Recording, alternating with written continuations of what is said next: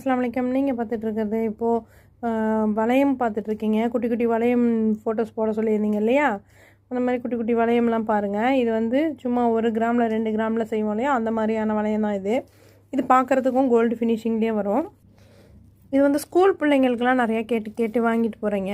இதுமாதிரி லோக்கலில் எனக்கு நிறையா போயிட்டுருக்கோம். இப்போ நான் ஆன்லைனில் அன்றைக்கி ஒரு நாள் போட்டிருந்தேன். அதை பார்த்துட்டும் நிறைய பேர் கேட்டிருந்தீங்க. இது மாதிரி குட்டி குட்டி வளையலாம் ஸ்டட்டெல்லாம் வந்து ஸ்கூலுக்கு யூஸ் பண்ணுற மாதிரி வேணும் அப்படின்னு சொல்லிட்டு இந்த தடவை வந்து நிறைய ஸ்கூலுக்கு யூஸ் பண்ணுற மாதிரியான குட்டி குட்டி இயரிங்ஸ் வந்திருக்கு. வளையம் நிறைய பேர் கேட்டதுனால வளையம் காமிச்சிருக்கேன். ஸோ இந்த வளையம் எப்படின்னா வந்து பாருங்கள், இது கிட்ட காட்டுறேன் பாருங்கள். இது எப்படின்னா குட்டியாக அழகாக ஸ்டட் மாதிரி இருக்கும். வேணும்னா இதை நீங்கள் எடுத்துடலாம். இந்த ஸ்டட்டை நீங்கள் எடுத்துடலாம். எடுத்துகிட்டு நீங்கள் இந்த குட்டி ஸ்டட்டு மட்டும் போடணுன்னாலும் போடலாம். இந்த வளையத்தை பாருங்கள். இந்த வளையம் வந்து அழகாக ஒரு மாதிரி முறுக்காக வந்திருக்கும். முன்னெல்லாம் ப்ளைனாக வந்துட்டு இருந்தது. இப்போ நல்லா முறுக்காக வந்திருக்கு. பார்க்குறதுக்கும் நல்லாயிருக்கு. குட்டியாக இருக்கிறனால பார்க்குறது